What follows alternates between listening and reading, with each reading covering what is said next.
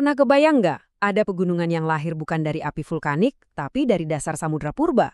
Nah, hari ini kita bakal bongkar kisah luar biasa Pegunungan Meratus di Kalimantan. Ini adalah barisan pegunungan yang nyimpen harta karun berupa intan, tapi asal-usulnya, wah sama sekali beda dari yang mungkin Anda kira. Oke, jadi gini. Kalau kita mikirin pegunungan di Indonesia, misalnya yang di Jawa atau Sumatera, pasti langsung kepikiran gunung berapi kan, yang lahir dari api dan lahar. Tapi, Pegunungan Meratus di Kalimantan ini ceritanya beda banget. Pegunungan ini nggak lahir dari api, tapi justru diangkat dari dasar samudra yang udah lenyap jutaan tahun lalu. Nah, ini dia pertanyaan besarnya. Sebenarnya apa sih yang terjadi jutaan tahun lalu sampai bisa menciptakan keunikan geologis kayak gini? Yuk kita pecahkan misterinya bareng-bareng. Oke, untuk bisa ngertiin Meratus, kita perlu kenalan dulu sama satu istilah kunci. Istilah inilah yang jadi fondasi dari seluruh cerita kita. Namanya ophiolith. Jadi, apa itu ophiolith? Gampangnya gini deh. Coba bayangin sepotong besar lantai samudra, lengkap sama lapisan mantel bumi di bawahnya, entah gimana caranya keangkat dan sekarang nangkring di daratan. Nah, itulah ophiolith. Simpelnya, Pegunungan Meratus itu ibarat fosil dasar samudra yang ada di darat. Keren kan? Terus, gimana caranya potongan dasar samudra bisa naik ke darat? Jawabannya ada di proses yang namanya obduksi. Biasanya kita dengar istilah subduksi kan, di mana satu lempeng nyelam ke bawah lempeng lain. Nah, obduksi ini kebalikannya.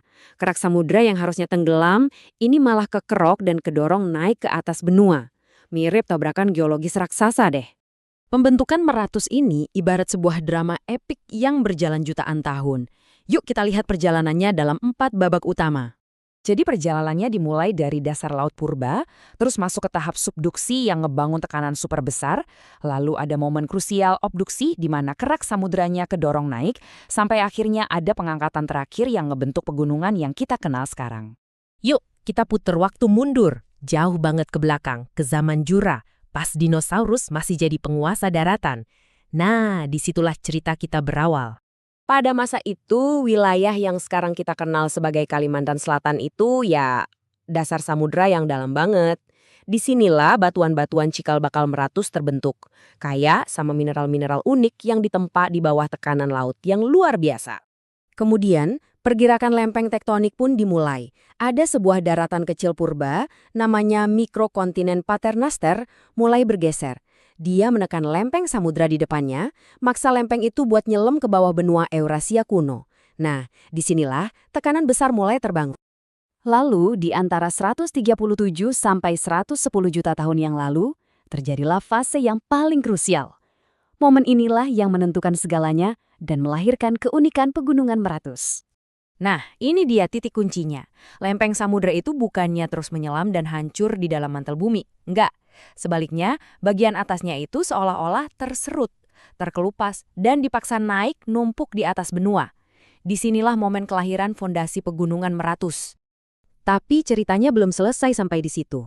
Jutaan tahun setelah ophiolith itu ada di daratan, tekanan tektonik tambahan terus-menerus mendorong dan melipatnya. Proses pengangkatan terakhir inilah yang akhirnya membentuk puncak-puncak dan lembah-lembah Meratus yang indah seperti yang kita saksikan sekarang. Terus kenapa semua ini penting? Kenapa kita harus peduli sama sepotong dasar laut purba yang nyasar di daratan? Ternyata, perjalanan luar biasa ini meninggalkan warisan yang sangat-sangat berharga. Soalnya, waktu batuan-batuan dari kedalaman mantel bumi ini dipaksa naik ke atas dengan begitu hebatnya, mereka nggak datang dengan tangan kosong. Mereka bawa serta oleh-oleh yang sangat istimewa. Dan inilah hasilnya. Perjalanan ini membawa intan-intan purba yang terbentuk ratusan kilometer di bawah permukaan ke tempat yang bisa kita jangkau. Itulah kenapa Kalimantan Selatan terkenal sebagai penghasil intan. Nggak cuma itu, batuan kapur dari Laut Dangkal yang ikut terangkat juga menciptakan pemandangan kars dan gua-gua yang menakjubkan. Semuanya adalah jejak dari proses obduksi yang luar biasa ini. Kisah Meratus ini adalah bukti nyata kalau bumi kita itu penuh dengan cerita yang nggak terduga. Ini jadi bikin kita bertanya-tanya, kalau dasar samudra purba aja bisa jadi pegunungan intan, rahasia menakjubkan apa lagi ya yang masih terkunci di bawah kaki kita?